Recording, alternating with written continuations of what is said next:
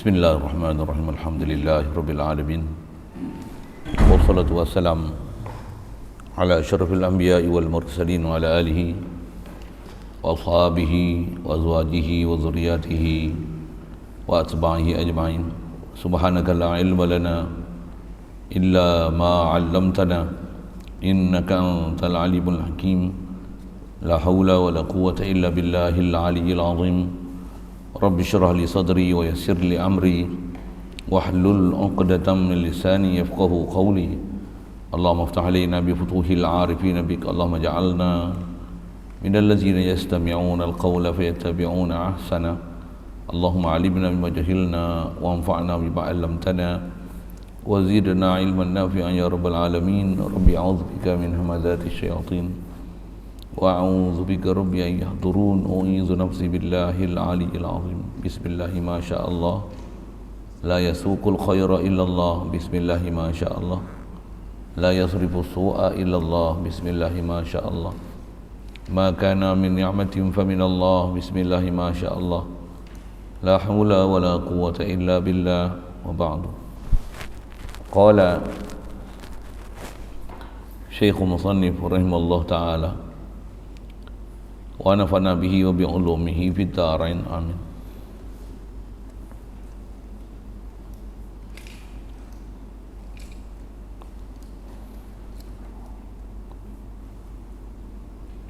Maka katanya hukum yang dibangsakan dia bagi akal, keluar dengan dia hukum yang dibangsakan dia bagi syarak, dan hukum yang dibangsakan bagi adat. Maka ada pun hukum yang dibangsakan dia bagi syarak itu, iaitu kalamullah ta'ala, yakni firman-Nya yang ta'alluq dengan perbuatan orang yang mukallaf dengan sekira-kira taklif, yakni memberatkan, atau dengan sekira-kira wad'un lahu, yakni hantar baginya, maka tersimpan. Syukur kita Allah Subhanahu wa taala, limpah kurnia dia, anugerah daripada dia semata, masih dipanjangkan umur kita hingga saat ni, alhamdulillah. Limpah kurnia dan belas ihsan dia lagi didapatkan kita Islam. Melalui Islamnya mak ayah kita dihukumkan Islam sejak lahir lagi, alhamdulillah.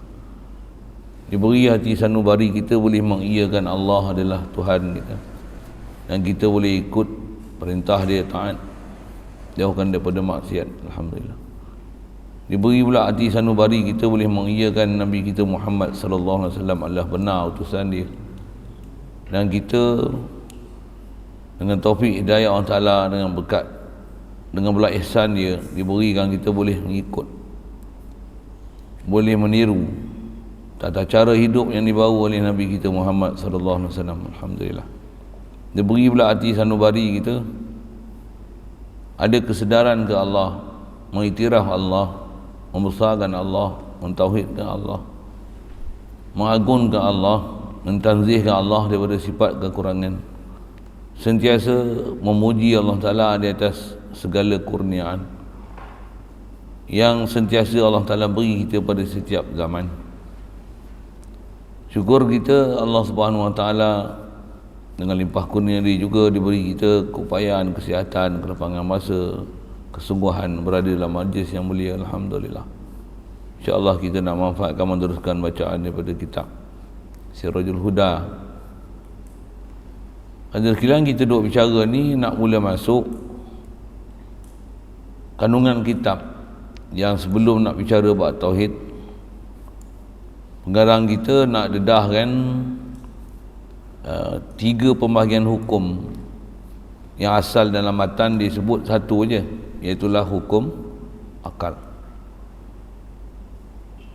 Dia nak bicara hukum akal pasal apa? Pasal antara alat yang besar yang kita akan gunakan nanti dalam nak mengenal Allah Ta'ala adalah akal. Akal adalah alat yang sangat istimewa Allah Ta'ala beri, yang dengan akal ini terbeza antara manusia dan haiwan lain. Sedangkan manusia pun termasuk dalam kategori haiwan Kerana binatang-binatang hidup yang boleh bergerak daripada satu tempat ke satu tempat dengan kehendak sendiri, yang tu didefinisikan sebagai haiwan. Kita ni dalam kategori haiwan, dalam istilah sains kita disebut sebagai haiwan kategori mamalia kan. Mamalia adalah haiwan yang, bila kata haiwan ni maksudnya dia adalah makhluk yang bernyawa, bergerak, boleh berpindah daripada satu ke tempat lain, boleh mencari makanan, boleh mencari dan bergerak mencari makanan sendiri. Itu haiwan. Kalau benda hidup, dia boleh buat makanan sendiri tapi tak boleh bergerak daripada satu tempat ke tempat lain, yang tu dipanggil tumbuhan. Dia boleh buat makanan sendiri daripada tanah tu, dia boleh bina apa yang sepatutnya dia perlu. Allah Ta'ala jadikan makhluk istimewanya tu, yang tu dalam kategori tumbuhan. Kita ni dalam kategori haiwan, dan dalam banyak-banyak haiwan kita paling istimewa. Pasal apa? Pasal ada akal. Jadi akal yang sempurna tu Allah Ta'ala beri pada kita. Dengan akal tu diberi pada kita kebolehan untuk kita mengenal dia, mentauhidkan dia. Boleh kita sentiasa sedar ke Allah Ta'ala walaupun Allah tak pernah kita lihat. Allah Ta'ala beri kurniaan pada akal ni, akal kita lah, akal manusia ni. Akal manusia yang khasnya dengan ada taklif ni ialah akal yang orang yang sioman, akal orang baligh, akal orang yang macam ni biasanya akal dia sempurna. Adapun akal orang yang tak sioman, kanak-kanak yang belum baligh, orang yang tambah tidur, ngantuk, lalai, tu lagi ya. Allahumma salli wa sallim. Asal nak sebut ialah akal Allah Ta'ala bagi kat kita sangat sempurna. Kalau kita gunakan dengan disiplin yang betul dan mengarahkan dia guna pada tempat yang betul, akal adalah sebesar-besar nikmat Allah Ta'ala beri. Sehingga kan Allah Ta'ala hantar Nabi Rasul pun, alat untuk membenarkan Nabi Rasul ni Allah Ta'ala jadikan kat kita adalah akal. Dengar lelak ayat tu. Alat yang ada pada kita untuk kita kenal Nabi Rasul ni betul ke palsu ke, dia kaca ke permata ke, macam mana nak kenal? Akal. Kenapa pula sebut akal? Kan Nabi ada mukjizat juga. Mukjizat ni benda akal ke menyalahi akal? Sikit. Menyalahi akal? Bukan menyalahi akal. Dia menyalahi adat, bukan menyalahi akal. Ayat ni yang insya-Allah kita akan lalu situ, memang dia akan bagi penjelasan kat situ. Yang dengan kebolehan kita memahamkan dan membezakan hukum akal, hukum syarak, hukum adat ni, dia benda besar sebenarnya dalam ilmu tauhid. Supaya kita faham betul-betul istilah perjalanan akal ni, pasal ada manusia yang dia tak faham hukum akal tu apa dia. Benda yang tak panggil hukum akal, dia panggil hukum akal. Dia kata tak masuk akal, padahal yang tu hukum adat. Asal saya nak sebut ialah Nabi Rasul semua Allah Ta'ala hantar ni untuk membuktikan benar Nabi Rasul, Allah Ta'ala bagi mukjizat. Benda mukjizat ni ialah benda yang menyalahi adat, tapi harus pada akal. Boleh faham? Tak faham tu maksudnya memang kita tak faham lah perjalanan ilmu tauhid ni, tak faham perjalanan kenapa ulama bahas hukum akal ni. Pasal geng Wahabi dia tak suka bahas kita macam kita bahas ni. Bahas hukum akal, belajar sifat 20 yang ada dalil nakli je, dan ada proses berfikir dengan akal kat situ. Wahabi tak suka tu. Bahkan dia nafi senafi-nafinya. Bahkan mereka ni sampai mengkufurkan orang yang mengaji sifat 20. Ada yang kata yang ni adalah falsafah Yunani, seolah-olah macam tak ada dalam ajaran Islam langsung. Wahabi dia bodoh macam tu. Akal dia ni macam buah kat kepala lutut, buah pergi bahasa gitu. Kedah kita dengan apa ulama bimbing kita, dah ajar kita menggunakan akal ni, Asal saya nak sebut, akal ni anugerah besar, takkan nak ketepikan akal. Tapi akal jangan salah guna.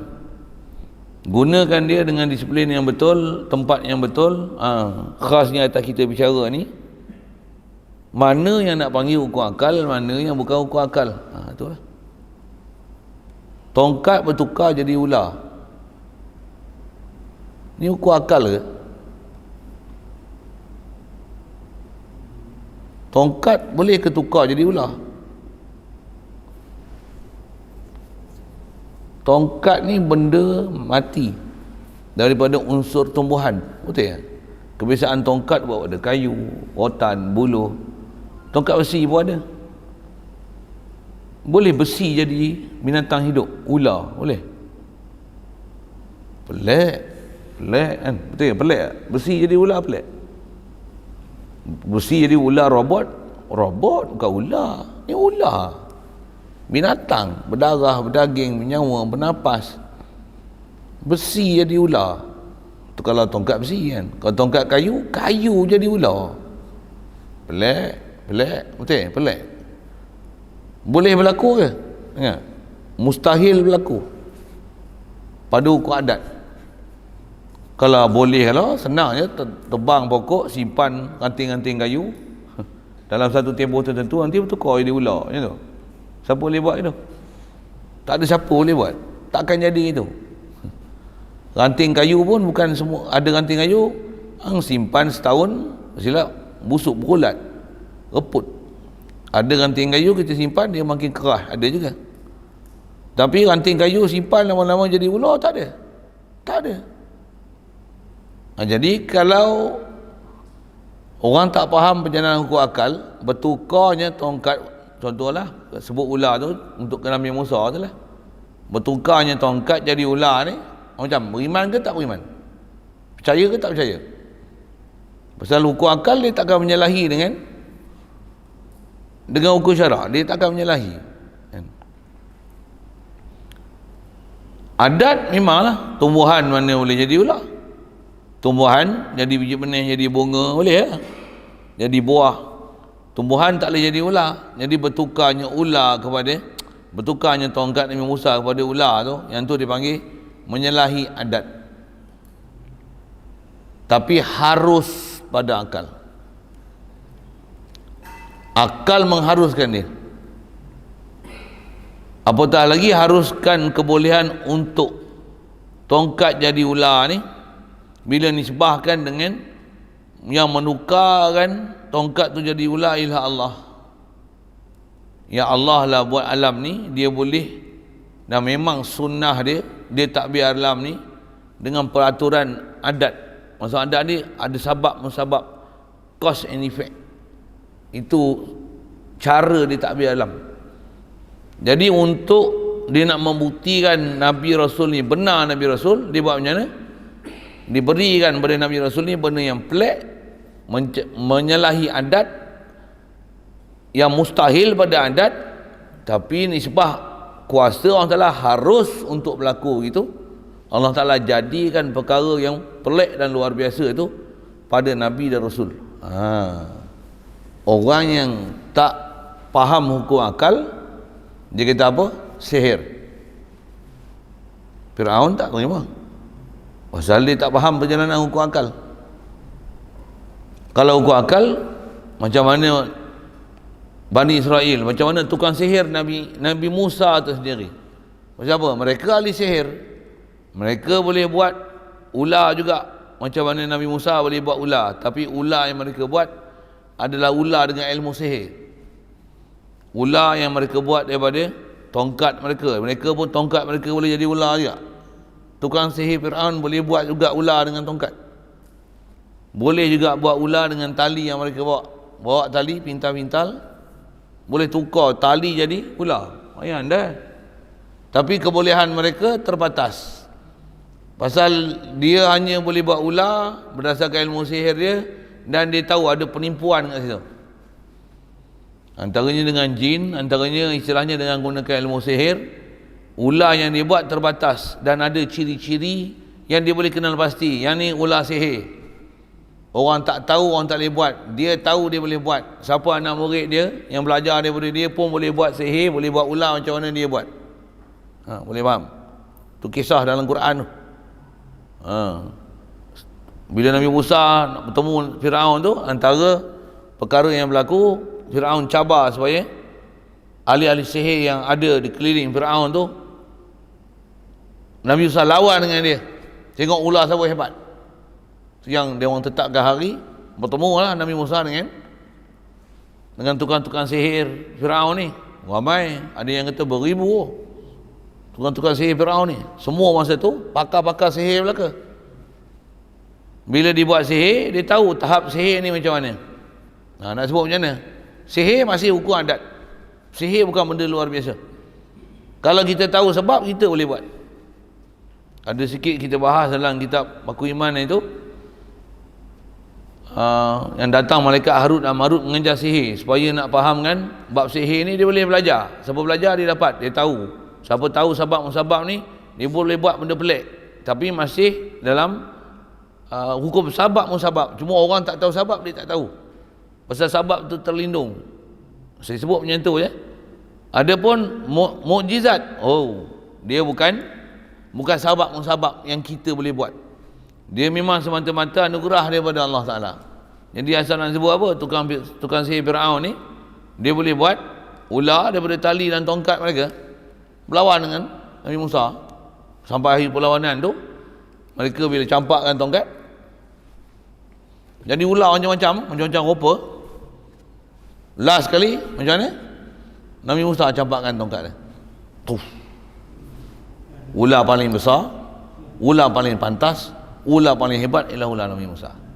Ular tukang sihir, dia kalau makan ular pun, kalau ular dia yang hebat lah, dia boleh makan ular pun, nanti tongkat dia, ular tu jadi tongkat balik.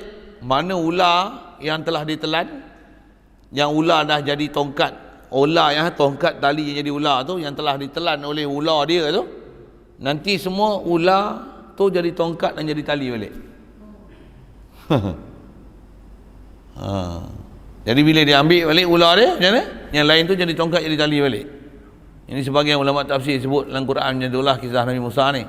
Tapi ular Nabi Musa macam mana? Bila telan tu macam mana? Tak ada satu pun tinggal. Ini bukan telan main-main ni, telan clear punya telan. Ahli sihir dia kenal tak? Ni sihir, ni bukan sihir, dia kenal tak? Kenapa? Dia bidang dia. Itu dia pakar dalam bab tu. Dia pakar dalam bab tu. Jadi bila dia tengok Nabi Musa baling tongkat ni, telan ular-ular mereka, macam mana? Yang ni bukan sihir. Amanna bi Rabbi Musa, amanna bi Rabbi Musa. Rabbis samawati wal ardi tak lajak saya, lajak mulut semua. Kami beriman dengan Tuhan Nabi Musa ni. Siapa? Betul apa yang ni datang ni adalah benar-benar mukjizat, yang ni bukan sihir. Apa jadi kat tukang-tukang sihir Nabi Musa? Semua sujud. Kharru lahu sujadah. Sujud buat apa? Amanna bi Rabbi Musa. Kami semua beriman dengan Tuhan Nabi Musa ni. La ilaha illallah. Bukan Muhammad Rasulullah lah zaman tu. Musa Rasulullah, Musa Nabiullah. Firaun menggelabah. Gelabah siapa? Orang yang diharapkan untuk menyokong dan membela dia, memenangkan dia, macam mana? Sekarang telah berpaling tadah.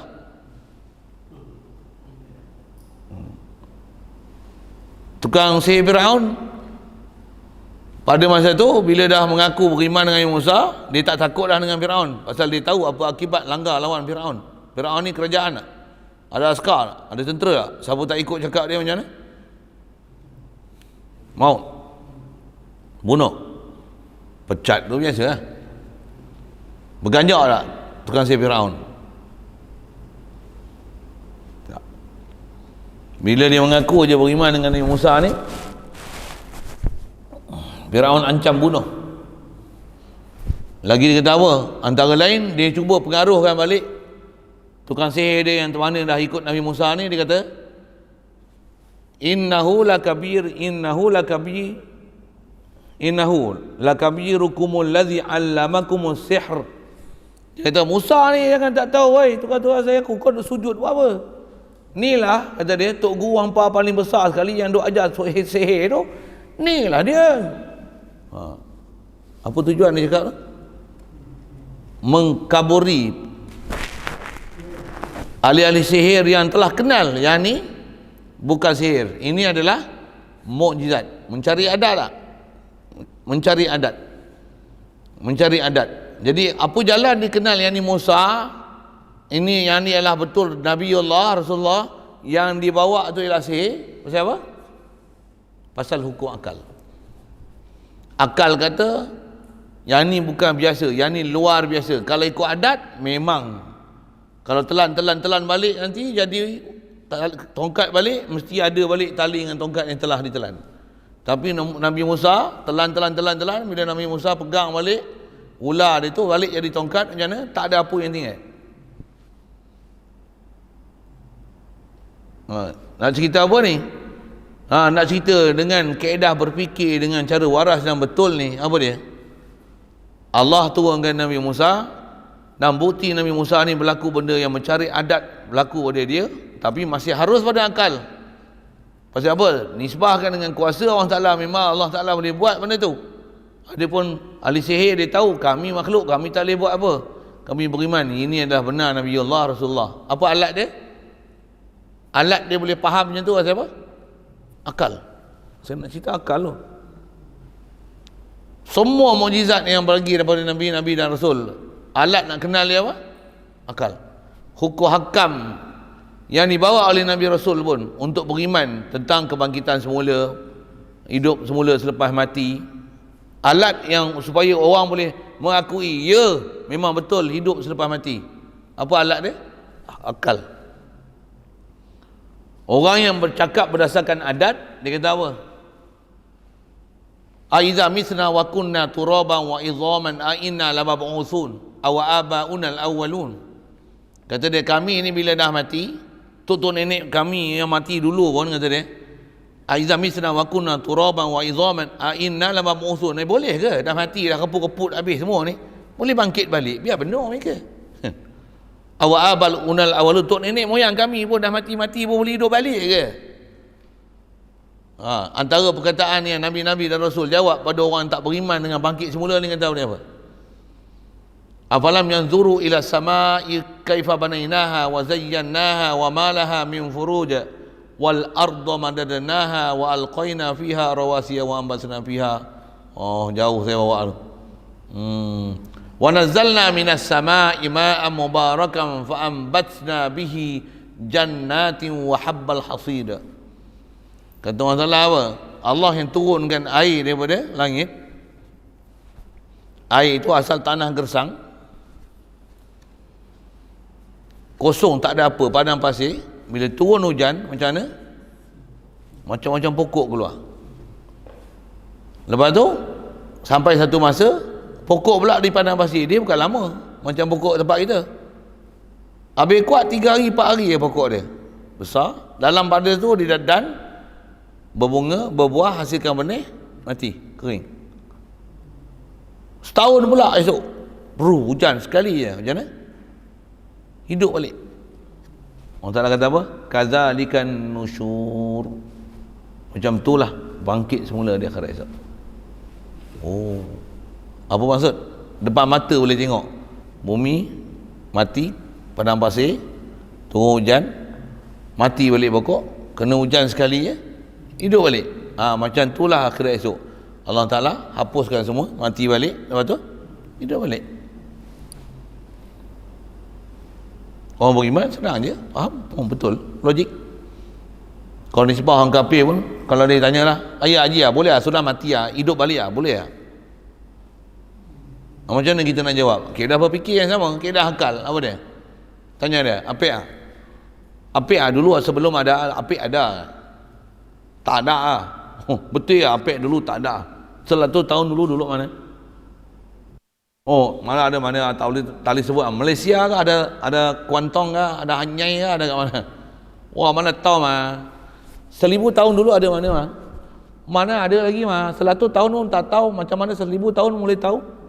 Wah, bagus. Sekarang ada. Bila sudah mati boleh ada balik. Wah, itu macam mana? Saya punya Cina kan. Itu macam mana? Surah mati yang boleh ada balik lah. Dulu ada lah. Dulu memang tak ada lah. Kan? Ada dulu kita punya nenek moyang ada, kita tak ada lagi lah. Sekarang baru ada mah. Surah mati lah, boleh ada balik lah. Wah, surah mati pun ada balik lah. Dulu tak ada, sekarang boleh ada lah. Boleh lah. Surah mati, boleh ada balik, boleh lah. Lagilah senang, sudah ada, kasih ada balik saja. Dulu tak ada, sekarang lu ada. Ni sudah mati, kasih ada balik, tak boleh ke? Wah, itu macam mana? Wah, susah mau fikir mah. Susah mau fikir. Lu taklah otak mah. Saja saya memang puji Cina sikit. Saya nak ajar apa ni? Akal, aku akal. Munasabah. Dulu tak ada, boleh ada. Ni dah ada, lepas tu tak ada. Boleh tak? Dah ada, tak ada, betul ada balik. Boleh tak? Apa alasan dia? Dulu tak ada pun boleh ada. Tambah dah ada, tu mati, betul ada balik. Apa pula tak boleh pula? Kenapa pula tak boleh? Wah, itulah ukur akal. Itu metodologi berfikir. Itulah dipanggil penakkulan mantik. Apa dia? Boleh. Jadi akal ni benda besar Allah Ta'ala bagi kat kita. Satu antara jalan nak kenal Allah, kenal Rasul, kenal akhirat, beriman dengan Allah Ta'ala, alat dia akal. Satu akal ni insyaAllah panjang umur. Memang kitab kita ni dia agak besar pasal dia syarah dia Bantan Umar Ibrahim. Apa dalil akal nanti kita tengok dengan apa dia punya huraian tu. Masya Allah, ulama dulu pakarnya mereka mengenal hukum hakam ni, khasnya dalam bab tauhid. Dia punya kebolehan berfikir itu sangat mantap sampai kita kata Masya Allah, kenainya mereka dengan Allah, fahamnya mereka dengan Allah Ta'ala. Kita ni kadang dah mengaji macam-macam kitab pun belum lagi kenal Allah Ta'ala. Sebab apa? Kita punya kebolehan akal ni dia banyak terhalang lagi untuk mengenal dan boleh mencapai dan mengimani Allah, supaya Allah sentiasa diingat, Allah sentiasa ditauhidkan, sentiasa ditakzimkan, sentiasa kita rasakan kita ni adalah limpah kurnia daripada Allah. Allah yang sentiasa tak putus-putus beri nikmat pada kita. Akal kita, tuan-tuan saya tak tahu, saya sebut saya masih slow ni. Ulama kita macam mana? Mereka kita yang kena mengaji dan belajar lagi, mudah-mudahan dapat tahap macam tu. Tapi jalan dia apa? Akal. Allahumma salli wa sallim ala sayyidina. Jadi itu saya sebut sekali lalu munasabah. Kenapa kitab kita ni sebelum dia nak masuk bicara dalam bab ilmu akidah, dia bicara hukum akal dulu. Yang hukum akal ni ada 3, ada wajib, mustahil, harus, jumpa nanti. Dan dasar yang kita baru bicara yang terdekat adalah mengenai hukum. Bila sebut hukum ni ada 3 hukum: hukum akal, hukum adat, hukum syarak. Jadi kita nak pakai dalam ilmu tauhid banyak hukum apa? Hukum akal. Hukum syarak di mana kita nak tengok? Fiqh. Hukum adat, hukum adat ni seharian jumpa. Gula rasa apa? Gula rasa apa? Mana kau tahu? Mana ayat Quran kata gula manis? Tak payah pakai ayat Quran. Ambil gula kau rasa tengok, letak kat lidah kau. Gula masin, apa rasa? Masin, benggam. Kalau ada gula yang masin, macam mana? Silap label kot. Mesti kita kata gitu. Gula macam mana? Manis. Macam mana boleh hukum dengan gula manis? Dah dicuba, daripada dulu sebut gula manis. Garam, hukum apa tu? Hukum adat ke hukum akal? Adat tu apa maksud? Kebiasaan, dah biasa berulang. Kalau tengok macam saya ni umur 15 tahun ke macam ni? Mana tahu? Bukan saya janggut, berubah anda akan janggut. Orang dekat pun tak boleh nampak lah. Kalau kamera tengok skrin besar sampai 80 inci tu, boleh tengok sebiji-sebiji lubang hidung saya boleh nampak. Apa saya cerita ni? Ada uban tak? 15 tahun dah agak-agak macam ni. Agak-agak confirmnya bukan 15. Betul kan? Ke 25? Tak ada. Tak boleh. Tak mungkin. Tak mungkin tu mustahil apa? Adat. Mustahil adat. Tapi boleh tak berlaku? Boleh berlaku tu hukum apa? Tu hukum akal. Akal mengharuskan untuk berlaku walaupun mustahil pada adat. Yang tu ada disiplin hukum akal tu nanti. Dia macam ular Nabi Musa tu lah. Adatnya macam mana? Tongkat mana mau jadi ular. Bila tengok je sihir kot. Yang ni sihir apa Nabi Musa? Tak. Tukang sihir pun kata bukan sihir. Kalau tukang sihir pun kata bukan sihir, memang bukan sihir lah.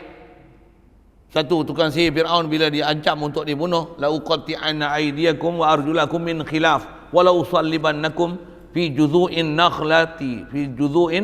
nakhli wa la ta'lun. Lajak mulut yang ni.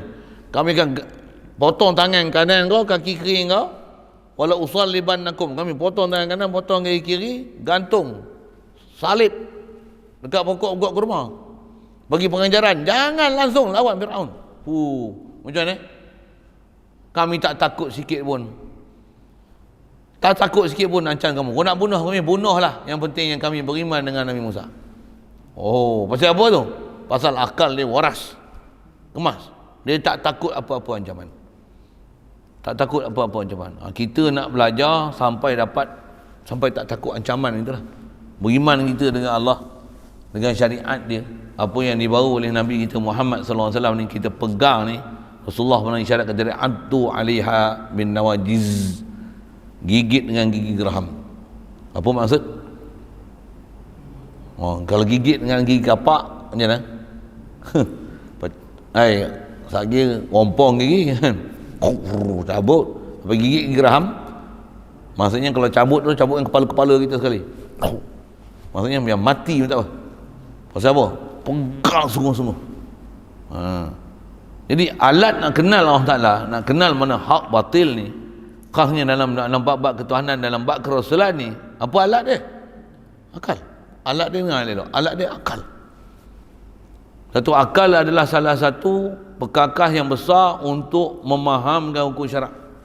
Hukum syarak takkan boleh faham melainkan antara alat yang Allah Ta'ala beri kat kita, perkakas dia beri kat kita, akal.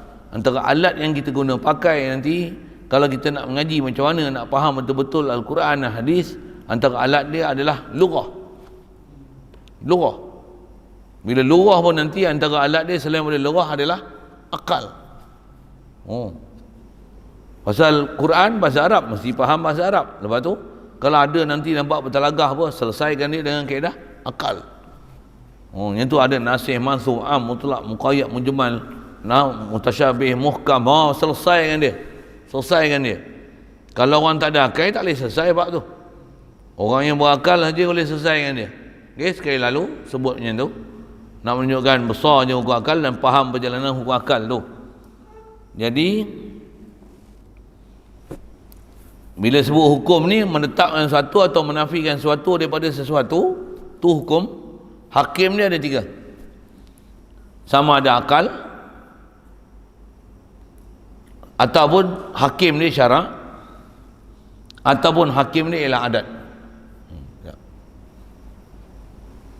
Okey, yang ni kemudian dia nak masuklah apa bahas dia mengikut kaedah bahas ilmu macam inilah. Maka katanya hukum yang dibahasakan dia bagi akal. Jadi kita nak belajar ni nanti annal hukmal aqliyah dia dah. Hukum akal. Dibangsa tu maksudnya dinisbahkan. Yang tu nisbah tu kaedah linguistik sikit. Hukum yang dibangsakan pada akal dinisbahkan, dikategorikan, dikelaskan cara mendapat dia dengan hakim dia akal. Itu dipanggil hukum akal. Bila sebut hukum akal, keluar dengan dia dengan kata hukum akal ni, hukum yang dibangsakan dia bagi syarak.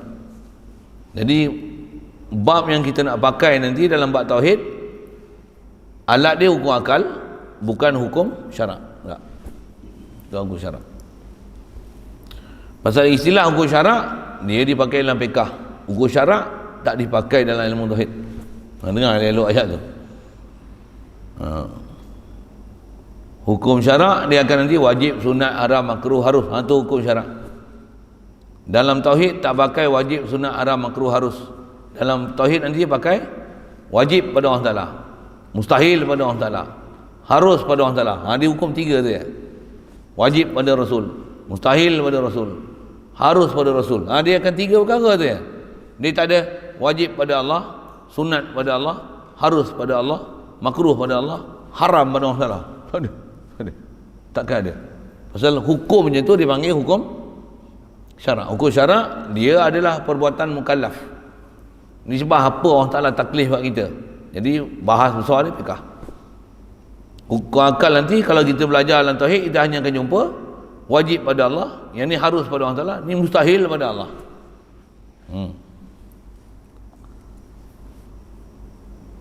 Jadi bila sebut kata hukum akal nanti, dalam takrif kita akan belajar terkeluarlah hukum syarak. Dan juga hukum yang dibahasakan bagi adat. Begitu juga terkeluarlah hukum adat. Sekali lagi saya sebut, hukum adat ni apa? Dia adalah ketetapan sesuatu atas sesuatu, hakim dia berulang-ulang. Sekurang-kurangnya ada 2 ataupun lebih, dah berulang jadi demikian. Inilah dipanggil hukum adat.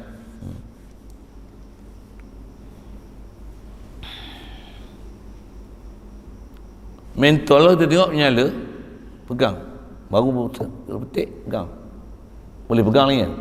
Biar 10 minit pegang. Sebelum sentuh pun dah panas lah. Nanti kalau kita dah buka setengah jam, berani pegang tak? Tak faham? Berani pegang tak? Berani pegang, nanti pegang macam mana? Panas, panas lah. Macam mana boleh tahu panas? Dah berulang, dah test lah. Memang macam tu, kalau menyala macam tu panas. Kelip-kelip tau, kelip-kelip. Siapa tak pernah jumpa, dia pelik lah sikit. Agak-agak kalau tengok tu pegang nanti terbakar tangan.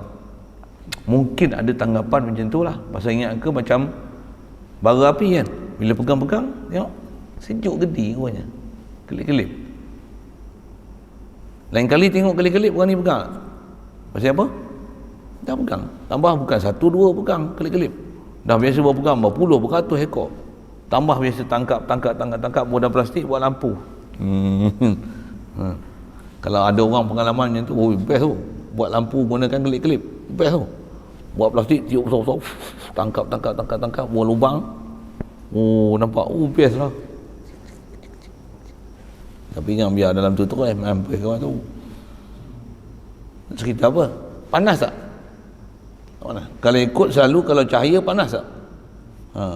Tapi tak panas ya. Jadi macam mana tahu tak panas? Dah tahu dah, memang kelip-kelip tak panas.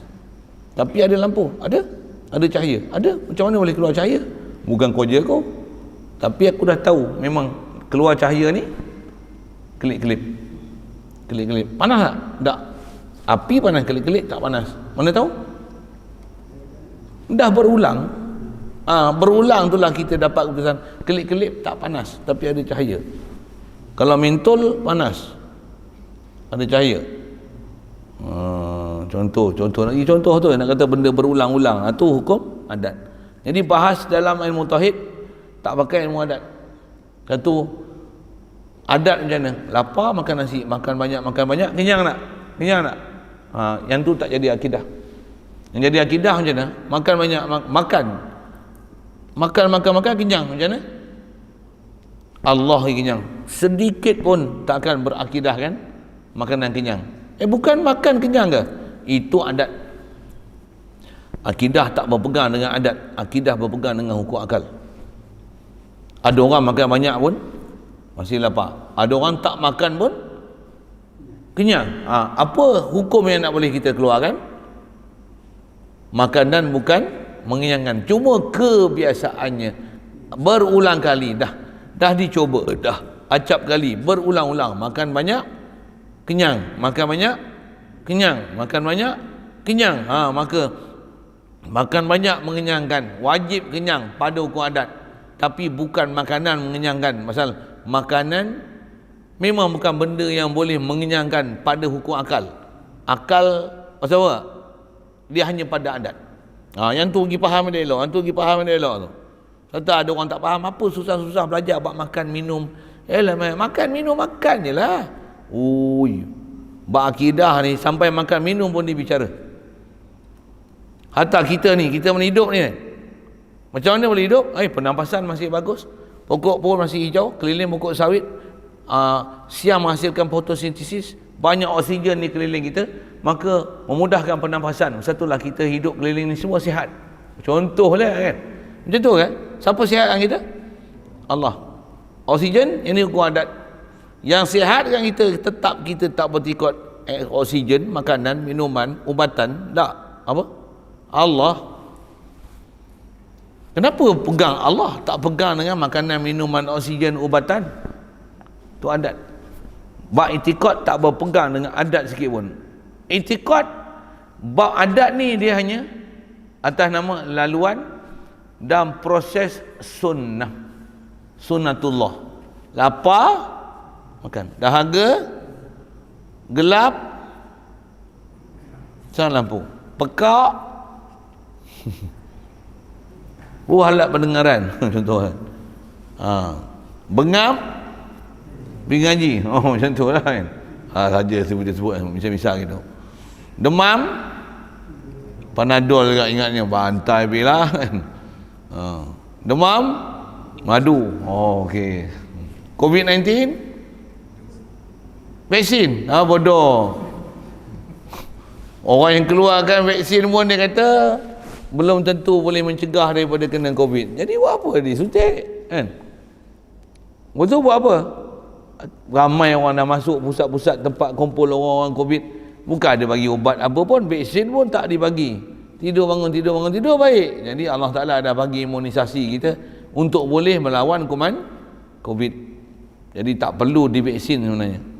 Bahkan ramai dah yang divaksin yang mati sebenarnya. Jadi perlu tak vaksin? Tak perlu. Vaksin meragukan. Bukan saja meragukan, pengeluar pun sendiri dah cakap macam tu.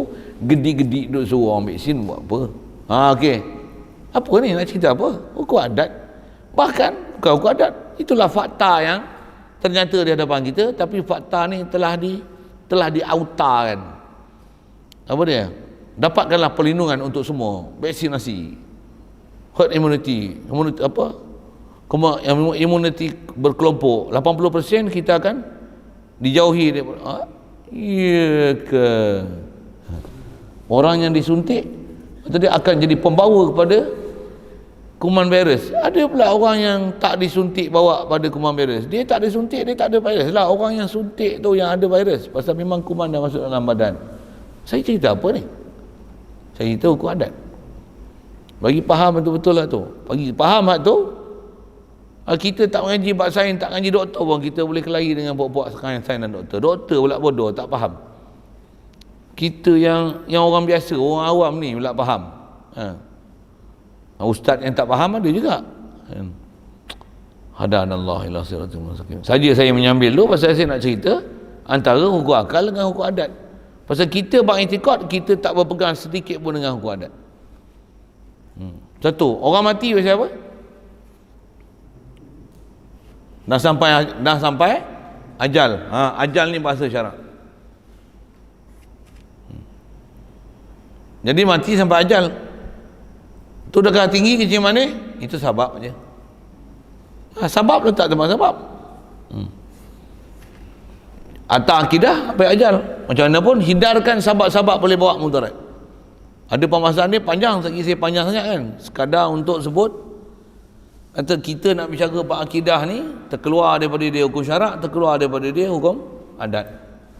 Hukum adat tak bicara dalam bab akidah. Hukum adat tak bicara dalam bab hukum adat tak bicara dalam bab akidah. Hukum adat tak dibicara dalam hukum adat lagi. Hukum syarak tak bicara dalam bab akidah. Akidah bicara dia apa? Akal. Ada kita menunjukkan siapa ada. Yang mencipta kita mesti ada. Tu hukum akal, bukan hukum adat.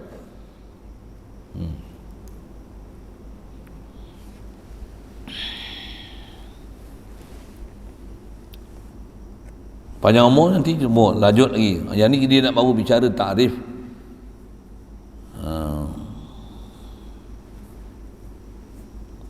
Maka ada pun hukum yang dibangsakan dia bagi syarak itu. Okey. Jadi dia sebut kita nak bicara ni hukum akal, terkeluar hukum syarak, terkeluar hukum adat. Dia nak masuk sikit hukum syarak. Maka ada bab nanti saya baca je lah. Saya urai sangat ni, panjang sangat kan. Tengok, ada tempat yang saya perlu penjelasan awal. Satu saya cerita ni untuk faham perjalanan kitab. Ada tempat nanti yang tu pun bukan kita punya matlamat untuk faham yang dasar kita baca kitab akidah ni. Saya baca itulah yang mana memang itu adalah bisnes kita untuk bicara tauhid. Situ kita akan ambil bab, kita ambil uraian besar lah. Baik. Adapun hukum yang dibahasakan dia bagi syarak. Hukum syarak ni iaitu apa dia hukum syarak? Dia ialah kalamullah, yakni firman Allah yang takluk dengan perbuatan seorang yang mukallaf, yang takluk dengan orang baligh berakal. Firman Allah Ta'ala pun yang mana? Yang ada suruhan, ada larangan. Dalam 6,000 lebih ayat tu, yang lebih itulah saja, lebih pada 6,000 tu saja hukum hakam syarak yang diperintah atas kita. 6,000 lagi kebanyakannya cerita. Paling banyak dalam Quran adalah cerita. Allah Ta'ala sampaikan hukum hakam kat kita dengan cerita. Hukum hakam yang betul-betul hukum hakam, lafaz hukum hakam dalam Quran lebih pada 6,000, 6,232 ayat, 200 lebih tu aja. Tu pun ada nasih, mansukh, am, mutlak, macam-macam hal, ragam ayat Quran tu. Tapi 6,000 yang banyak ayat cerita.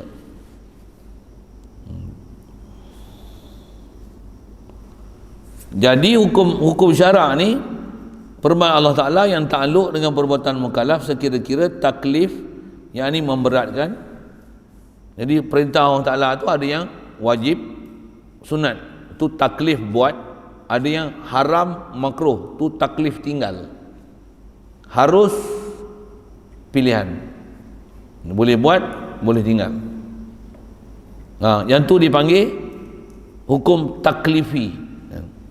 Yang ni maksud taklif ni memberatkan. Taklif tu maksudnya ada pentaklifan, ada memberatkan, ada mempertanggungjawabkan kita dengan sesuatu. Itu dipanggil taklifi. Jadi hukum taklifi ada apa? Taklifi ada 5. Wajib, sunat, haram, makruh, harus. Daripada 5 tu, satu pilihan harus. Wajib, sunat ni memberatkan suruh buat. Haram, makruh memberatkan suruh tinggal. Faham kot? Mudah saja sebenarnya, bukan susah nak faham. Ataupun kata dia hukum syarak ni dengan sekira-kira wad'un lahu.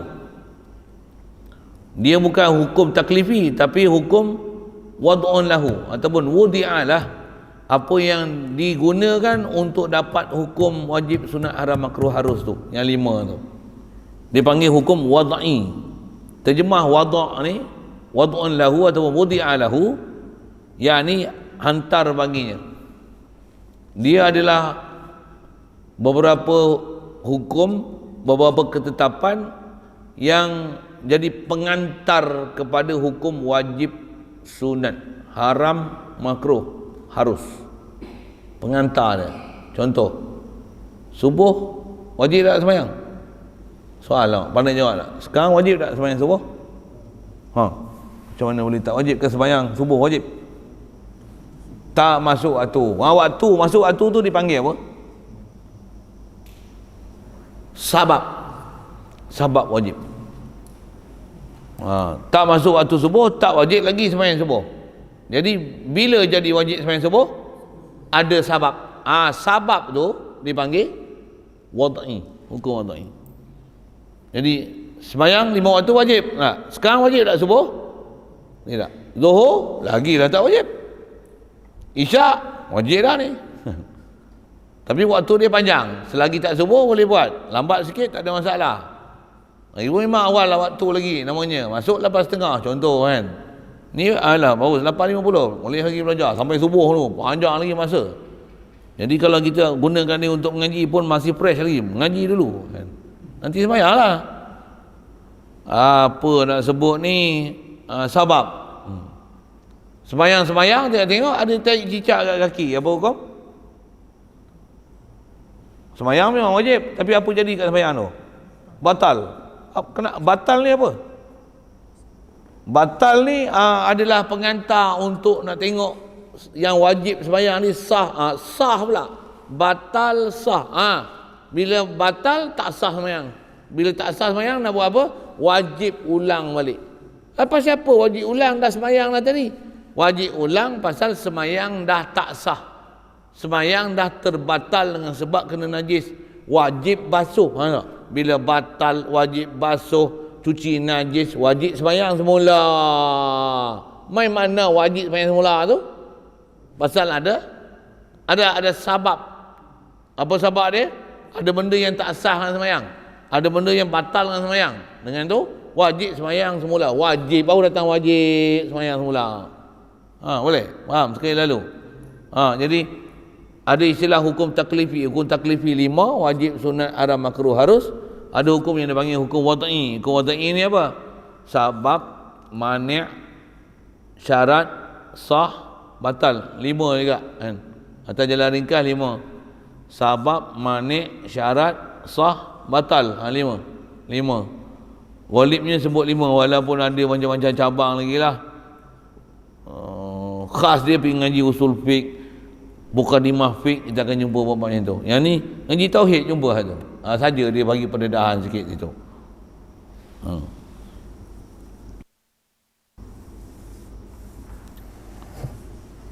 Baik. Jadi nak panggil hukum syarak 2 tu. Ada hukum nama dia taklifi. Berapa hukum taklifi? Apa dia? Wajib, sunat, haram, makruh. Ada satu lagi hukum, nama dia hukum wadai. Hukum wadai. Wadai ini pengantar kepada nak jadi wajib. Apa dia? Sabab, mani', syarat, sah, batal. 5. Sabab ni contoh masuk waktu. Mani' ni apa? Bukan mani' buat tasbih tu. Mani' maksudnya ada penegah. Penegah. Ada orang ni dia waras, dia tengok jadi gila. Wajib sembahyang. Pandai-pandai tak wajib pula. Kenapa jadi tak wajib? Gila. Gila ni dipanggil mani' daripada wajib sembahyang. Dia tengok, katalah ada satu nama perempuan tu Joya. Dia tengok dia kata, apa siapa tak sembahyang? Saya bukan wajib sembahyang. Saya dapat cuti. Siapa hari cuti kau? Yang dia buat bodoh, saya ada manik. Manik apa? Bodoh punya orang ni, nampak yang cerdik tapi bodoh. Ada manik lah, saya tak boleh sembahyang.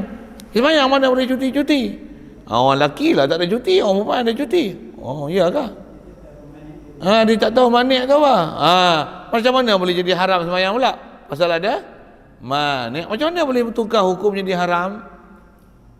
Ada pengantar dia. Apa dia? Manik. Haid, nifas. Kalau istiadah tak manik. Okey, ngaji lain lah tu. Tu yang panjang lah kan. Ni nak ambil asas faham je. Kan? Sabab tu dah, manik dah. Syarat nak semayang tak ada wuduk boleh? Kenapa? Bukan semayang yang wajib, wuduk kan wajib. Tampak lagi orang tahu. Wuduk wajib, tapi wajib atas nama syarat. Semayang wajib atas nama rukun. Fatihah rukun, semayang itu rukun Islam. Panjang cerita tu satu-satu tu. Tapi nak semayang mesti ada wuduk. Wuduk ni syarat. Syarat untuk sah semayang. Syarat. Sabab, manik, syarat, sah. Sah ni kalau ada perkara-perkara sempurna rukun dan syarat, sah. Rukun dan syarat, ya, sah. Batal ni apabila dalam pelaksanaan ada dibuat perkara yang membatalkan rukun atau membatalkan syarat, maka dia akan jadi batal. Yang akan menegah berlaku yang rukun ataupun yang menghilangkan syarat dalam semayang, maka semayang akan jadi terbatal. Boleh? Tengah semayang kentut, apa jadi semayang? Semayang batal ke semayang tak sah? Semayang batal ke semayang tak sah? Dua-dua batal. Masa bila pakai batal? Masa bila pakai tak sah?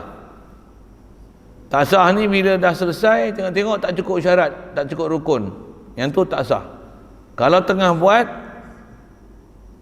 dia bukan tak sah tapi batal. Maksudnya tengah duk buat tu, tengok-tengok ada benda yang merosakkan dia, yang tu dipanggil batal. Tengah sembahyang, burung berak, terbang-terbang pret dia pergi. Macam mana, apa jadi kat sembahyang? Tak sah sembahyang ke batal sembahyang? Kenapa batal? Apa-apa yang merosakkan kalau tengah pelaksanaan, yang tu dipanggil batal. Tak sah bila?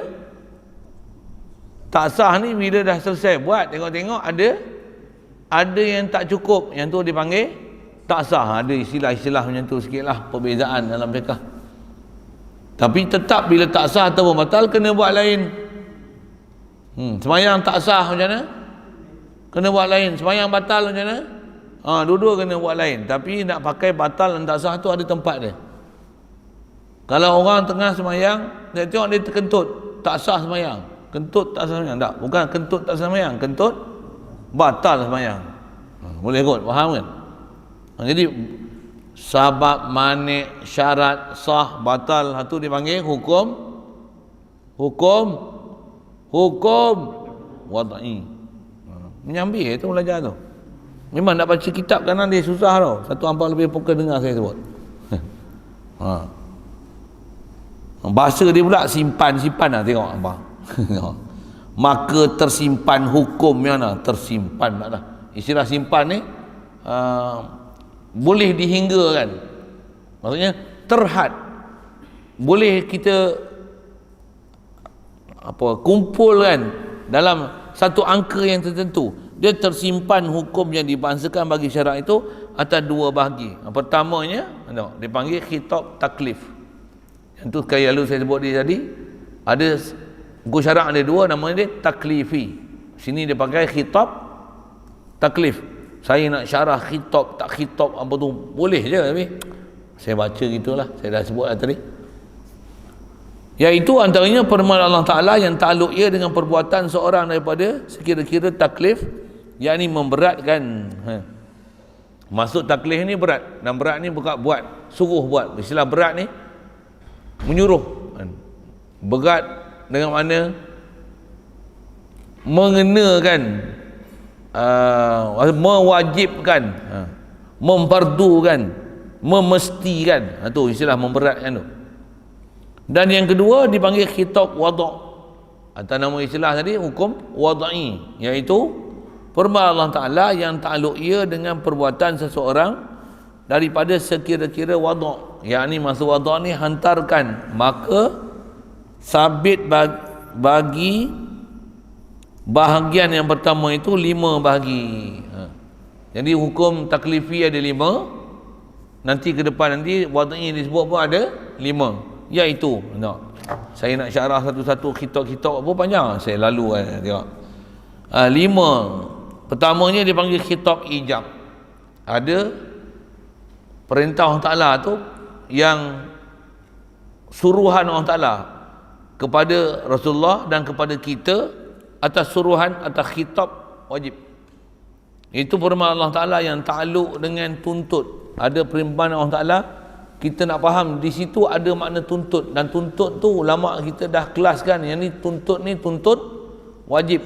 Antara nak kenal ni macam mana? Ada sirah, ada fi'il amar, ada fi'il mudhari' masuk dalam amar. Itu antara kitab-kitab nak menunjukkan wajib. Nak ngaji mana tu? Ngaji usul fiqh. Yang tu kalau saya sebut boleh, tapi takut lagi berterabur. Kita baca gitu je lah kan.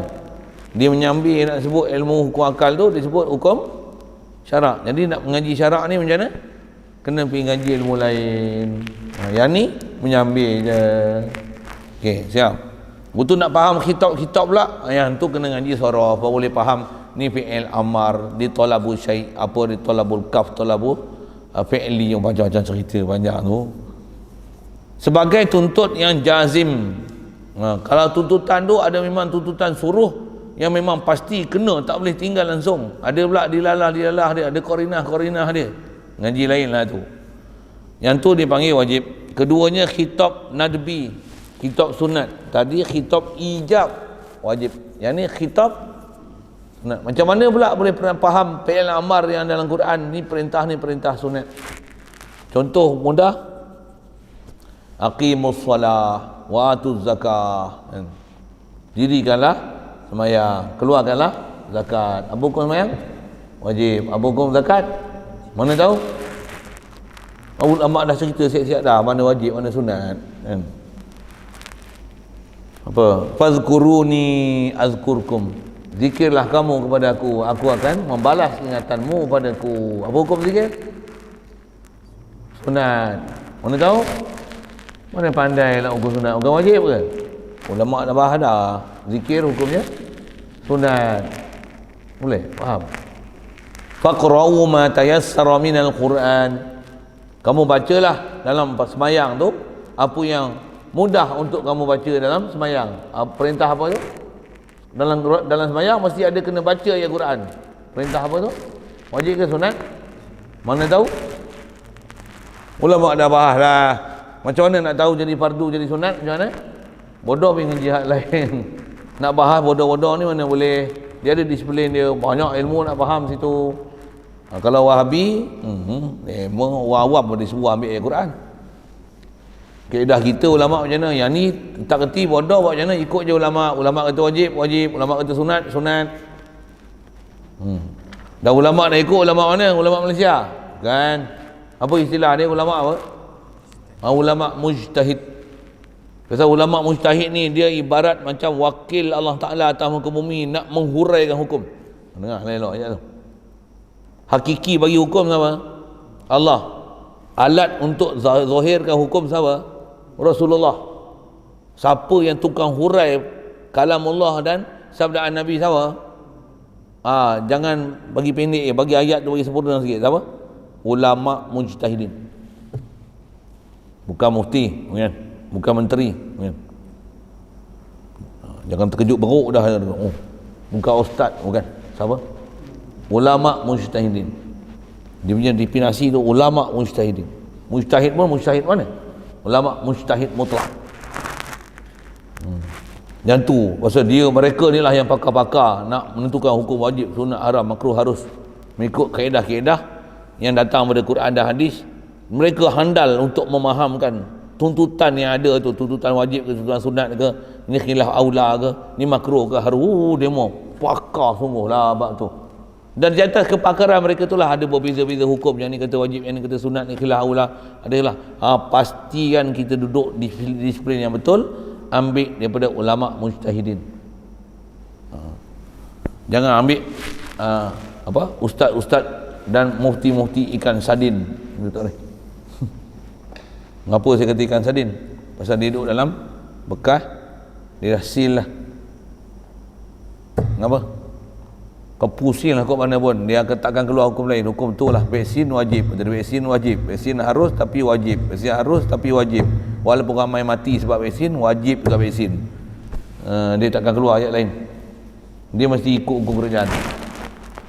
Pasal demo ni memang patuh kerajaan. Orang makan gaji yang kerajaan, dia takkan lawan kerajaan. Apa kerajaan suruh, agak-agak dia lawan tak? Mana tahu? Pandai-pandai buat muka kata tak lawan. Bukan ada yang lawan ke? Sangat sedikit yang lawan. Rata-ratanya kalau tak lawan pun dia akan buat apa? Mereka akan mendiamkan diri dan cuba lari daripada memberikan kenyataan-kenyataan di media-media bila dia datang dan disoal siasat oleh pemerintah atau siapa-siapa saja datang kat dia macam mana? Kalau boleh lari, aku tak mau jawab. Kalau dia tak setuju mesti macam tu. Pasal apa? Pasal orang akan pakai cakap dia.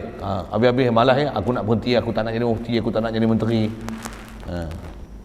Kalau menteri ada alasan, saya tak boleh jawab. Pasal saya menteri ya, saya urus agama, saya bukan faham agama, saya urus agama. Nak jawab jadi mufti. Pula. Macam mana pun, pandai-pandai lah kau ngelat. Jangan kau jadi lembu cucuk hidung kan. Satu nak semak hukum kena tengok ulama mujtahidin. Ulama-ulama kerajaan ni, bohpi bahasa ulama ni. Ulama-ulama kerajaan ni, nama ulama kerajaan, nisbah pada kerajaan, ulama-ulama kerajaan ni. Macam mana hukum taklifi wad'i kerajaan ni kan, bohpi ni tu. Apa masuk kerajaan ni, maksud nisbah pada kerajaan, dah nama apa ulama kerajaan, dia mesti cerita hukum hakam kerajaan aja. Dia takkan cerita hukum hakam yang menyalahi dan menyanggah daripada hukum kerajaan. Pasal dia di bawah takluk kerajaan. Dia pun periuk nasib dia sama waya dengan kerajaan. Kalau tak berasap periuk nasib dia. Ya, kasar sikit lah cakap macam tu kan. Dia memang macam tu, duduk tengok depan mata. Kalau kerajaan kata SOP mesti pakai pelitup muka, dia akan kata apa? Wajib pakai pelitup muka. Pemerintah kalau disuruh tu mesti ada hikmah dan alasan dia. Dia takkan suruh saja-saja. Dia nak jaga kita tu, patuhlah SOP. Dia cakap macam tu je. Mesti dia cakap macam tu je. Mesti dia cakap macam tu je. Ambillah vaksin. Macam apa?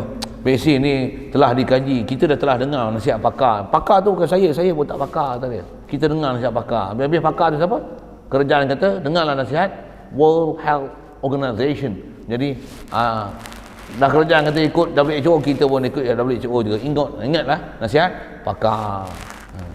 Janganlah bangkang banyak-banyak kata dia. Jangan dengar ustaz-ustaz yang ceramah bebas tu. Kata apa? Dengarlah pada kami. Siapa? Kami ni lidah kerajaan. Oh, malah kerajaan. Cakap kerajaan lah. Orang yang betul-betul ikhlas dia takkan cakap macam tu. Apa yang dia kena cakap, dia cakap. Satu ayat yang perlu dilihat tu mesti rujuk dia pada ulama mujtahidin. Nak tahu ulama mujtahidin ni apa hukum hakam dia, mesti mengaji daripada sumber dia yang betul. Kalau kita hanya dengar media daripada media kerajaan, kita tahu hukum kerajaan je lah. Media kerajaan, tengok TV1, TV2, TV3.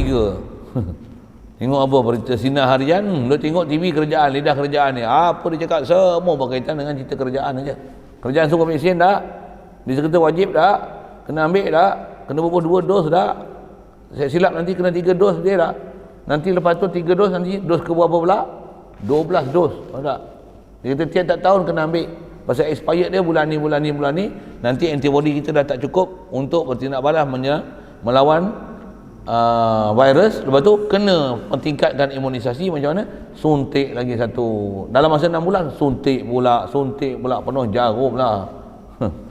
Bahasa penuh jarum tu maksudnya jenuh kena cocok lah kita. Pasal apa? Kerajaan macam tu ustaz kerajaan, ulama kerajaan, tambah yang duduk KKM tu memang lidah kerajaan betul-betul lah. Dan dia cakap tu kena perhatilah. Tambah tadi kita dalam proses untuk uji kaji daripada WHO. Kita akan ada fasa yang ketiga. Kita tunggu sampai akhir tahun ini untuk kita masuk kepada fasa ketiga, melihat apa hasil vaksinasi kepada rakyat Malaysia.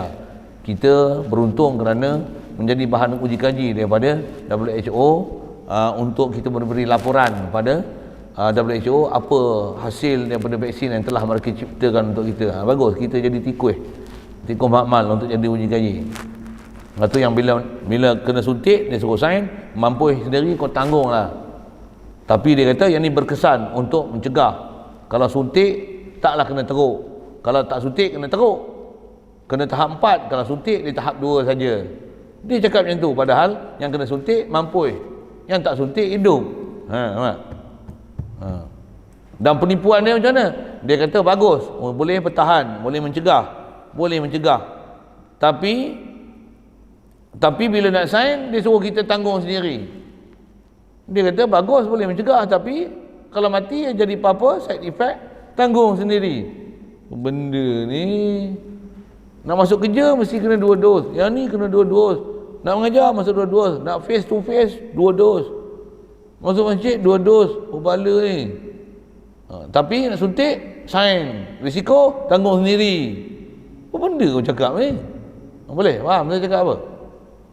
Contohlah, masuk universiti akan boleh jadi cerdik, kita akan menjamin masa depan, tapi kena sign. Macam mana? Kalau jadi bodoh, tanggung sendiri. Benda kau cakap ni? Lempang lagi pun tu. Garang lah tu. Saja sebut lempang.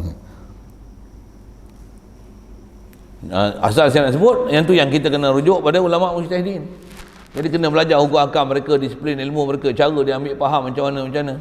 Cuma jangan tak tahu, ulama-ulama yang betul-betul nak cerita apa yang ulama-ulama mujtahidin atas disiplin ilmu mereka dan bertegas dengan apa sepatutnya dia cerita ni.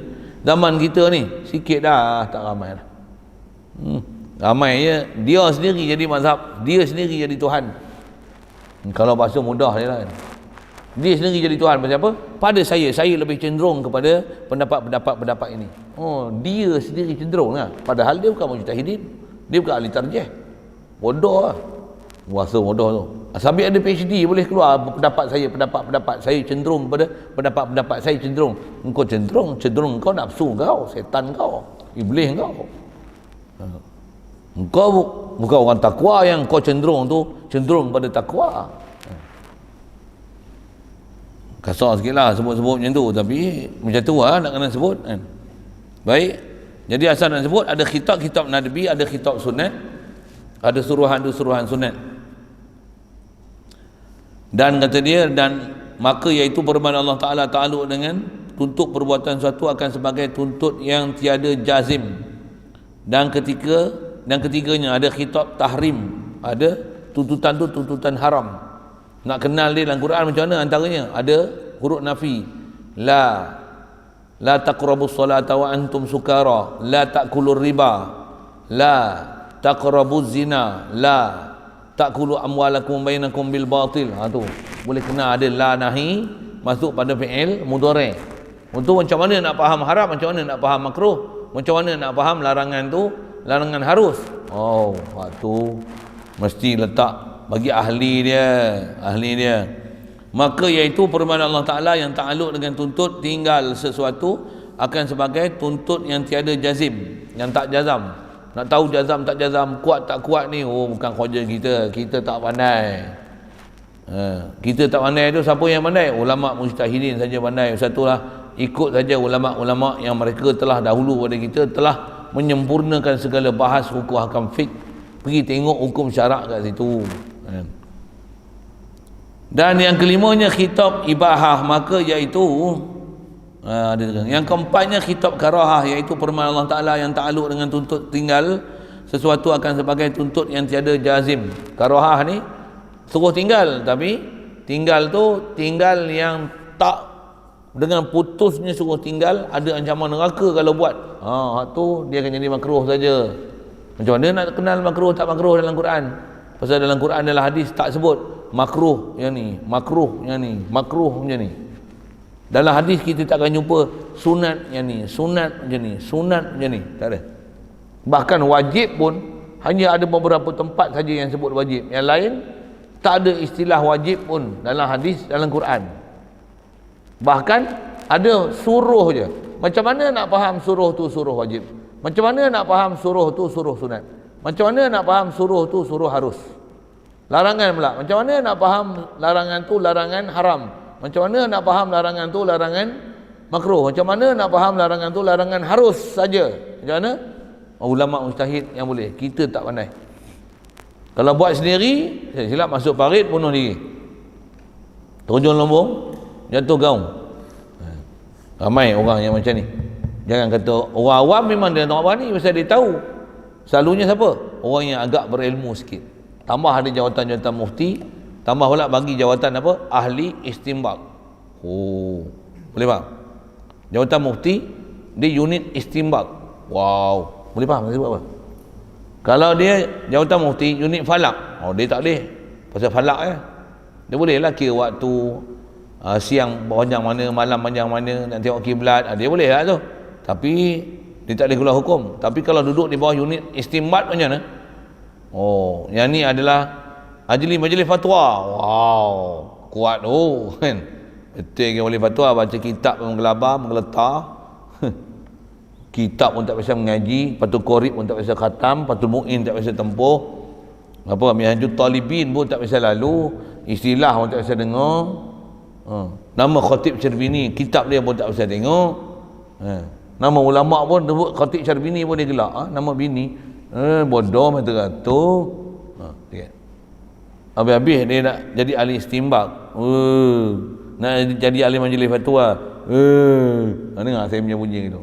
Boleh belah lalu. Malaysia ramai ahli-ahli majlis fatwa yang bengap-bengap macam tu.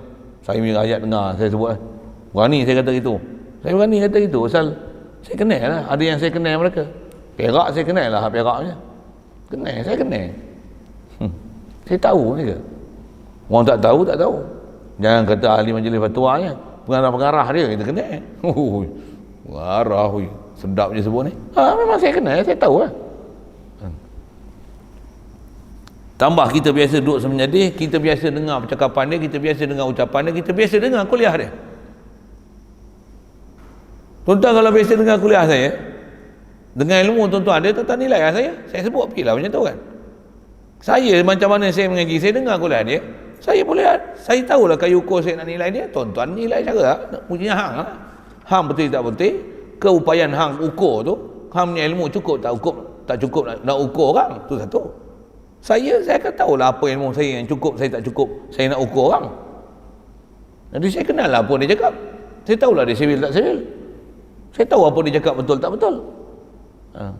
Dia pula di atas, kalau dia tak pandai, dia tak tahu yang saya cakap betul tak betul, pada dia saya tak betul, dia betul. Bab-bab tu yang zaman lah ni bertelagah ke lain tu. Yang tu yang akhir zaman ni jadi orang awam mau pening. Sikit ke sana, sakit ke sana. Pasal kita nak belajar ni, kita nak belajar ilmu tauhid, sambil-sambil tu dia cerita hukum syarak, sambil-sambil tu berkenalan kita dengan hukum yang ulama sebut, nak faham jazim tak jazim, macam mana nak tahu jazam tak jazam, kuat tak kuat. Bukan senang. Saya dengar saya sebut bukan senang lagi. Saya bagi ayat Quran, bagi hadis, ambil ni kau nak bagi faham apa, ambil ayat hadis ni kau nak bagi faham apa, bagi ayat Quran ni kau nak faham apa. Kalau contoh lah, kita baca ayat Quran mana-mana, wa minal ladzi harramna alaihim thayyibat, wa 'alal ladzina hadu harramna alaihim thayyibatin uhillat lahum wa fabidzulmi minal ladzina hadu harramna. Macam mana kau nak faham harramna tu? Alal ladzi tu macam-macam nak cerita kan. Kalau Quran sebut wa man lam yahkum bima anzalallah fa ulaika humul kafirun, masa bila jadi kafir, ada sebut zalimun, ada sebut fasikun, bila jadi kafir, bila jadi fasik, bila jadi zalim. Macam mana kau hurai? Kau tengok ulama tafsir siapa? Apa dilalah kau ambil dari Quran tu? Menggelepar jawab nanti. Bukan senang tu kan. Tu. Tapi orang tak faham ni, dia ni ayat Quran lah, tapi cerita hukum goreng lah. Gitu, bahasa goreng tu. Baik.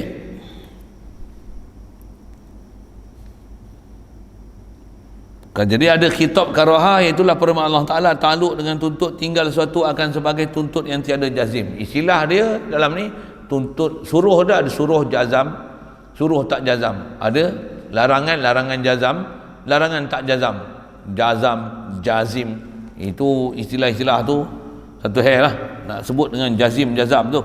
Maka iaitu kalau dan kelima khitab ibahah, maka iaitu firman Allah Ta'ala yang takluk dengan tuntut pilih antara perbuatan akan sesuatu dan meninggalkan dia. Baik, saya nak baca perhabis juga ni. Dan iaitu satu bahagi lagi, yang kedua iaitu pula 5 yang dipanggil hukum wada'i tu.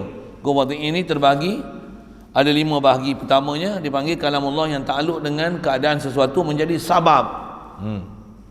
Ada ayat Quran tu sebut sabab. Contoh, aqimis salata liduluki syamsi ila ghasaqil lail. Aqimis salah, bila nak diri sembahyang? Aqimis salah liduluki syamsi. Apa makna liduluki syamsi? Bila gelincir matahari. Tu dilalah sabab wajib sembahyang pasal apa? Gelincir matahari.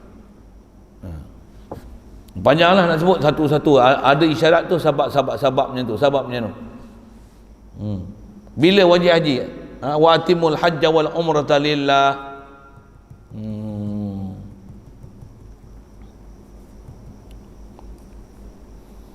Allahumma salli wa sallim ala sayyidina wa 'alan nasi hajjul baiti man istata'a ilaihi sabila. Dia ada syarat itu. Wajib atas manusia untuk buat haji. Siapa ni? Man istata'a ilaihi sabila. Badal daripada wa 'alan nas. Nas mana? Man istata'a, siapa-siapa yang mempunyai kemampuan jalan untuk pergi haji. Macam mana nak faham tu? Syarat dengan manik. Bukan dia. Bukan sebarang orang nak ambil faham situ. Kena tengok betul-betul lah weh.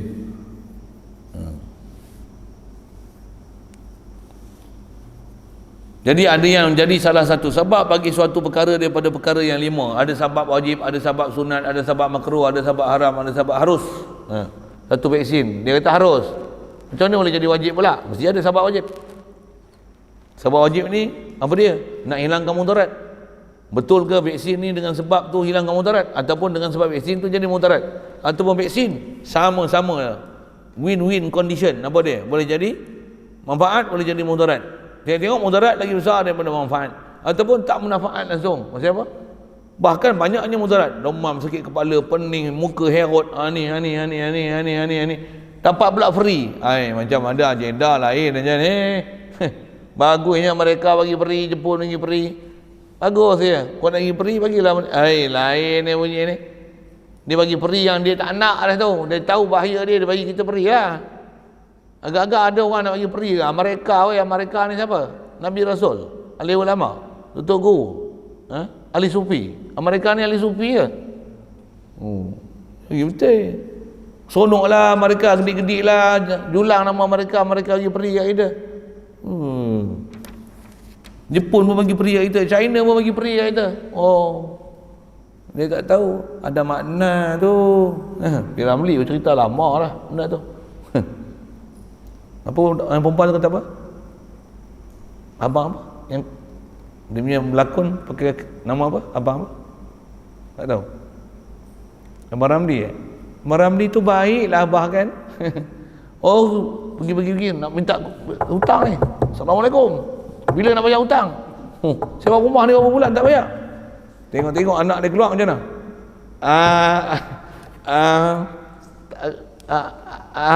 Tukar tiun langsung.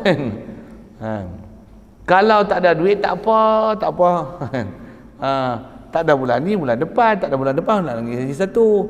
Ada duit nanti baru bayar. Betul anak dia pun dengar. Abang Ramli tu baik abah kan. Baiklah, ada makna tu. Sama lah dia sebut. Dia bagi peri. Ada makna tu. Nak pilihan raya lah macam mana? Turun padang. Undilah saya. Tengok apa yang tak ada ni. Longkang parit, tar jalan habis semua, tar jalan baru. Ayam, bagi susu, gula, beras macam mana? Baik je. Ada makna tu. Ni musuh Islam bagi hadiah kita peri. Ada makna tu. Dia bagi pula handset satu peri. Lepas tu pun topak pun peri macam mana? Ada makna tu. Betul saja. Setuju tak ada makna kan? Tak faham. Nampak lagi ada abang lagi kat pondok-pondok ni tengok rajin je dia tanya ngaji apa jaga ada abang gelak ni okey kan. Ada kakak lah kata dia. Ada makna tu. Kita mak dia pula datang, mak abang tu baik je kata dia. Duk ajar saya Quran, ajar mengaji, ajar nahwu, ajar surah, dan belajar makami, tadi belajar pun balik, belajar burger, nasi goreng Pattaya. Saya tak minta pun dia bagi. Baik mak abang tu. Yalah, baiklah.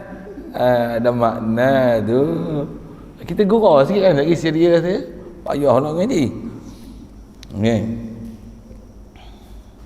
Tak cerita sebab keduanya kalamullah yang takluk dengan keadaannya menjadi syarat.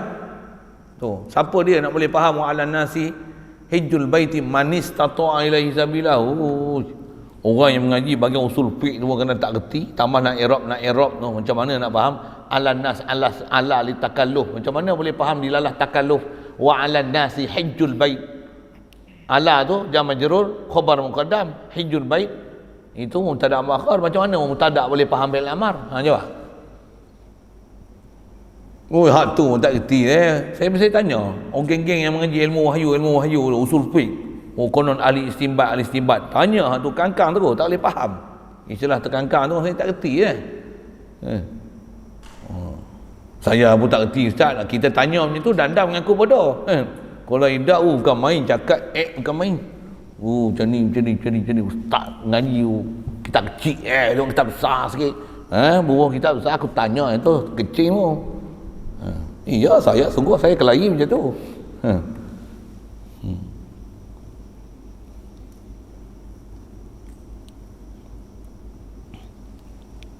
Syarat seperti salah satu daripada 5 pada khitab yang taklif seperti wuduk dan tutup aurat, syarat bagi sah. Baik. Dah harus sembahyang. Jadi syarat bagi boleh jadi sah, boleh jadi harus bagi dalam bab solat. Dan ketiganya kalamullah yang takluk dengan keadaan sesuatu menjadi mani' kan? Daripada satu daripada 5 tu. Jadi sebab mani' tu, ada mani' tu jadi haram, ada mani' tu jadi makruh, ada mani' tu jadi harus, ada mani' tu jadi wajib, ada mani' tu jadi sunat. Mani' tu boleh jadi sunat. Dia akan ada hukum-hukum yang berkaitan dengan dia.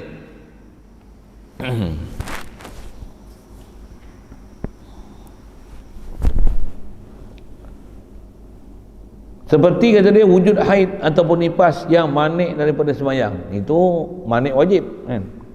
Tengok satu-satu panjang lah nak bicara tu. Dan keempatnya kalam Allah Ta'ala, dia hukum wad'i lagi, itu ta'aluk dengan keadaannya salah satu daripada 5 tu pada khitab taklif itu sahih. Sama ada dia jadi sahih ataupun sebaliknya batal. Sahih atau sah tak sah, sebab cukup syarat. Jadi nak jadi sah, masalah dia cukup syarat dan nafi mani'. Dan kelima kalamullah yang ta'aluk dengan keadaan salah satu daripada yang 5 pada khitab taklif itu adalah wajib, sunat, haram, makruh yang dipanggil fasid. Bahasa lain tadi batal, fasid batal. Sebab ketiadaan sabab ataupun wujud mani'. Baik. Ada pun hukum yang dibangsakan bagi adat. Okey, masuk bab adat. Jadi kalau kata hukum syarak, inilah pembahasan dia. Ada hukum taklifi, ada hukum wad'i. Besar panjang bahas dia tak mana? Fiqh. Yang ni apa? Lagi lalu. Jadi tauhid nanti macam mana? Kita tak bicara bab syarat, mani', sah, batal, wajib, sunat, haram, makruh, harus. Kita tak tengok itu. Kita cerita apa? Hak ni mustahil pada Allah Ta'ala. Ni wajib pada Allah Ta'ala. Tak mungkin Allah Ta'ala mati. Tak mungkin Allah Ta'ala jahil. Tak mungkin dia nak mendengar. Mustahil. Mustahil dia bertempat. Mustahil dia jirim. Mustahil berjuzuk. Mustahil anggota. Mustahil ada anak. Mustahil ada isteri. Bicara bab ketuhanan dia macam tu. Mustahil Allah Ta'ala ambil faedah. Mustahil Allah Ta'ala kesan dengan makhluk. Mustahil Allah Ta'ala dilalui oleh masa. Mustahil berada di tempat.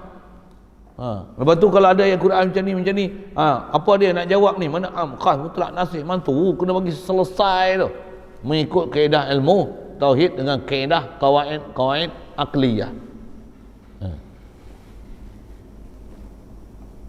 InsyaAllah kita jumpa ke depan ni tentang hukum adat pula. Dan ada pun hukum yang dibangsakan bagi adat itu, iaitu ada soal. Jadi saya baca tu saya tak perhati satu-satu jazim tak jazim apa. Boleh ya, tapi lalu lah itu.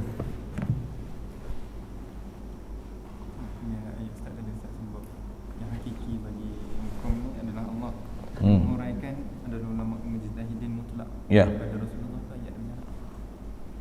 Pengantar untuk sampaikan permohonan Allah dan penunjuk misal dan contoh huraian dengan perbuatan dan perkataan firman Allah Ta'ala, Rasulullah. Penunjuk syariat hakiki Allah.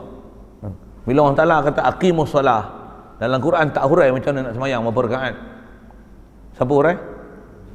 Jadi Rasulullah ni istilahnya penghurai, pentafsir, pentafsil, penghurai, pendetail kepada ayat Quran yang disebut secara ijmal Rasulullah tafsil dengan dia.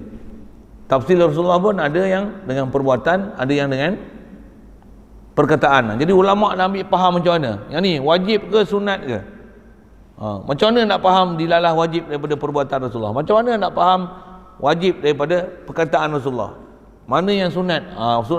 Ulama itu. Jadi Rasulullah ni penghurai dalam bentuk perkataan dan perbuatan ada macam tu. Tu pun masih boleh dipaham macam-macam condition lagi. Nak hurai yang dia lagi siapa? Tu yang mendetailkan satu persatu perjalanan tu ulama mujtahid. Terus jawab tu lain. Bismillahirrahmanirrahim. Allahumma nawwir qulubana بنور هدايتك كما نورت الأرض بنور شمسك أبدا أبدا برحمتك يا أرحم الراحمين وارزقنا فهم النبيين وحفظ المرسلين وإلهام الملائكة المقربين وسلم تسليما على جميع الأنبياء والمرسلين.